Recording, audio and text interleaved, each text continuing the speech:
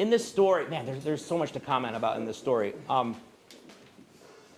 First of all, we'll say that this woman at the well, we actually know her name through tradition. She's known as Saint Fotini, right? And so she's commemorated in the church, so she actually has a name. That actually happens a lot with a number of different people in the Bible where they're not really named, but in tradition there's actually like a saint, they have a feast day, and there's other, later stories and legends about them as well. And so this is true for her, Saint Fotini. I think one of the profound things that I notice about this is throughout this story is how dense everybody is, right? So like this is a common theme. Like Jesus talks and he's talking about living water, right? He says, I'll give you this water. And she thinks for a while, right, he's talking about just like actual water, right? This happens, and the same thing happens when he wants food with the disciples. Like they don't get it. Little insight. One of the things that's going on here is, well, this is the best way, is the language of Aramaic and of Hebrew doesn't have as many words for like abstract or metaphorical concepts. They just use like literal things for that. So one way that you can see this is like the Old Testament that Paul used was Greek, the Greek Old Testament, the Septuagint. And if you look at the difference between how they translate words, a good example is the word spirit, right? The word spirit in like Hebrew, Aramaic, like in those Semitic languages, is just breath. So breath. So the word for breath, wind, and spirit are just all the same word, right? And then when you translate them into Greek, sometimes they'll translate it in the literal way, or sometimes in the more metaphorical term for it, right? And we have that in English too. We have a lot of words where it's like they're kind of twin words. There's the more like metaphorical version of the word and the literal. So this is probably what's going on here, but is that he's using words like living water is the same thing as running water. So a stream is living water. That's how you would refer to it, right? It's moving, it's alive, right? Like that's the idea behind it. And so she asks him for this water, and he said talk about this living water, and she doesn't really get it.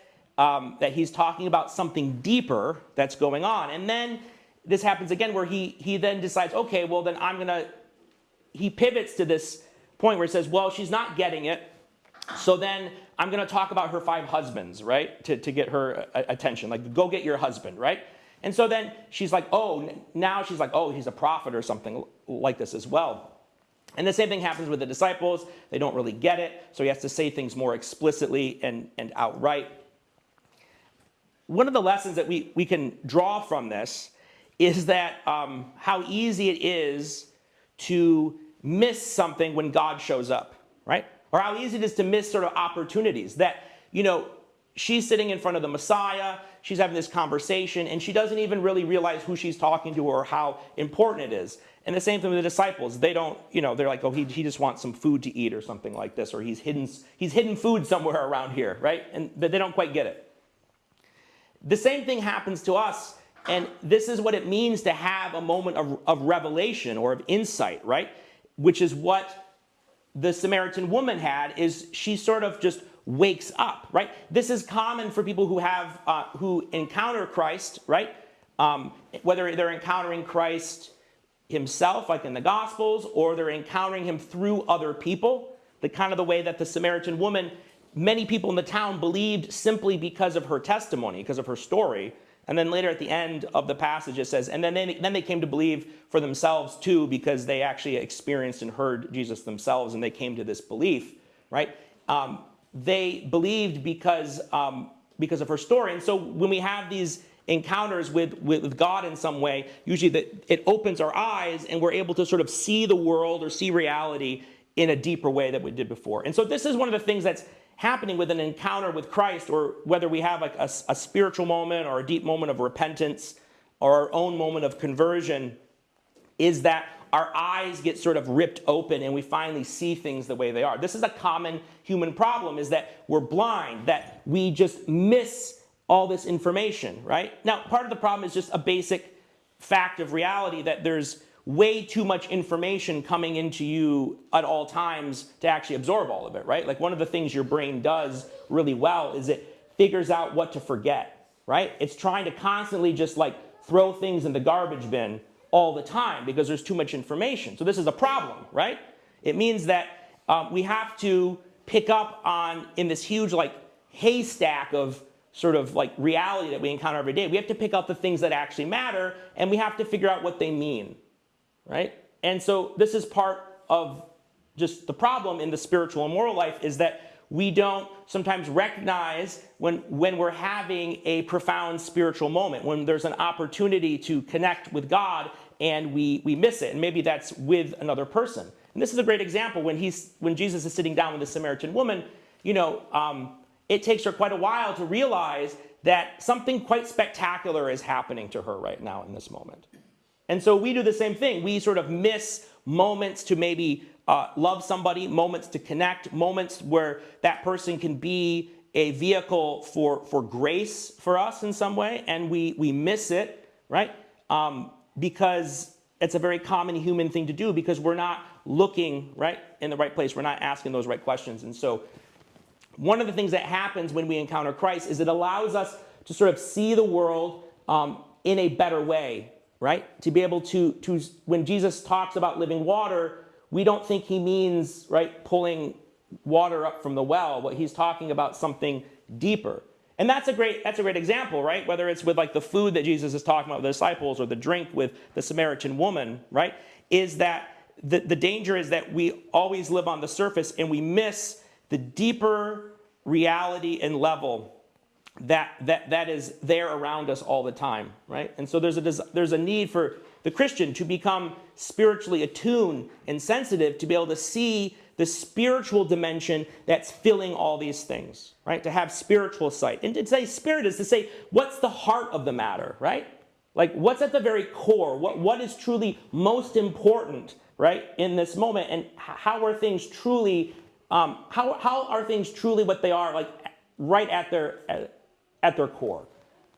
And this woman, she has this encounter with Christ. She begins to see this. This moment of sort of awakening or spiritual correction or enlightenment that we have in big and small ways throughout our lives constitutes the very center of the very heart of what evangelism is, right? And that is, it's a story, right? Other people are convinced by the gospel chiefly and primarily because of the story of your life. Right? And you see this over and over again, like we read through the Acts of the Apostles that we've been reading through, and you read these stories here, that it's when someone has a story, not just what they tell, but that their life itself is an interesting story.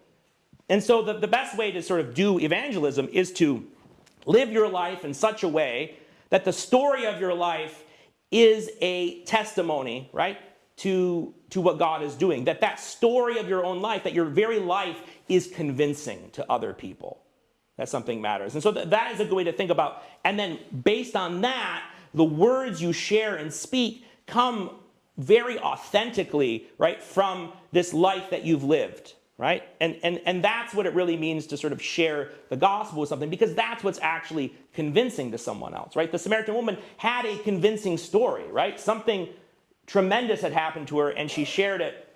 And the other people in that village believed without even seeing Jesus. That they were able to believe just by the amazing story that she shared with them. And that's what we would like to have happen also for our own lives, that our own life is lived so well that it is a convincing and compelling story that would set the spark of faith aflame in someone else's life just by learning our story and what it witnesses to. And so the Samaritan woman does that, right? We also see that, both the Samaritan woman and the apostles, when they come back, are sort of shocked as why Jesus is talking to her, right? Like the apostles say, why are you talking to this woman?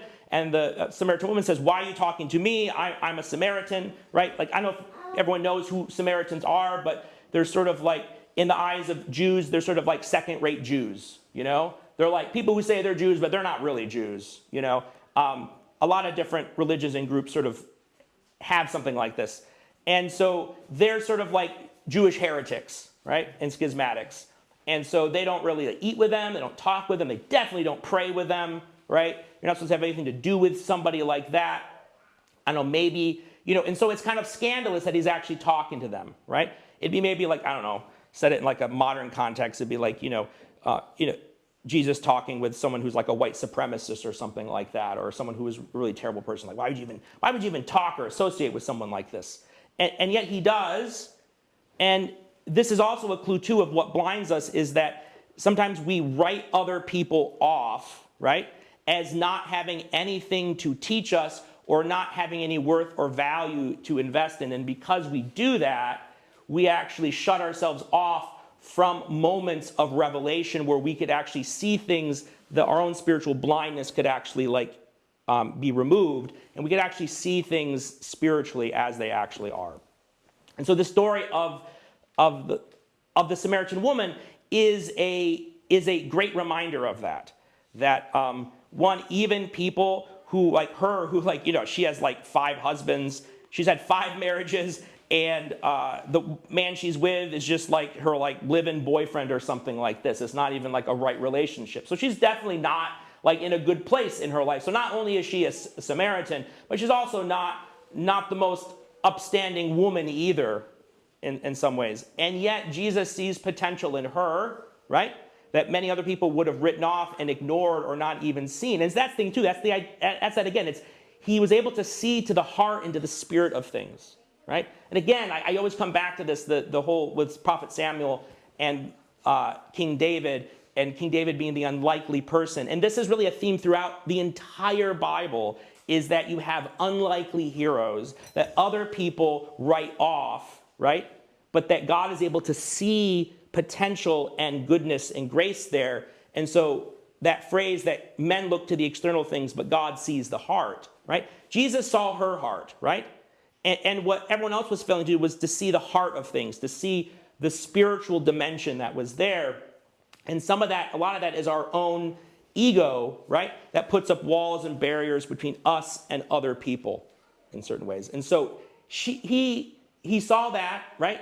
That potential in her, and was not disappointed, right? In her ability. And so this is a great reminder sometimes for ourselves to remember, even though we've stumbled in sin and we feel like we're such a failure, that God consistently uses failures, right, throughout the scriptures, and that we should also recognize that other people whom we would maybe not expect things of can often very much surprise us with their virtue or their grace.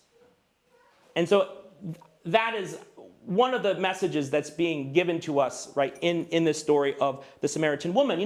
That God uses failures and catastrophes and misfortunes to do amazing and marvelous things. I mean, the cross, is sort of like the paradigmatic sort of example of that, right? But even in the epistle, the reading from the Acts that we read today, it talked about the church spreading and all this evangelism going on, and Barnabas going off, and in Antioch, the people of the way were first called Christians there.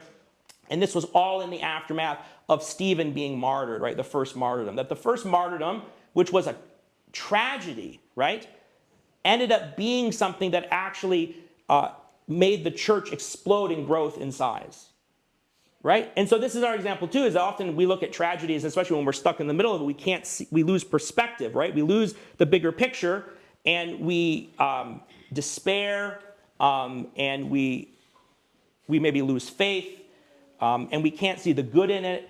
And yet this is the same thing, is that even catastrophes and great misfortunes can be gigantic blessings which alter the whole course of our life. And because of that very thing that we hated most, the things that we love the most are in our lives precisely because of that, right? Like that happens. And so we can take these misfortunes, we can take these unlikely heroes, we can take these sort of unexpected encounters and opportunities that God sets before us in our everyday. And if we're attuned and sensitive, we can meet God where he's already working and present in our lives.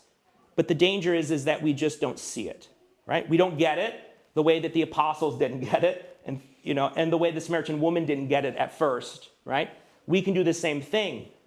But the good hope is that even people as dense as the apostles, or, as flawed as the woman of Samaria, we too can get it, right? We can have spiritual sight and take advantage and meet God where he's already working and join him in that good work. Christ is risen. Jesus, Lord, have mercy.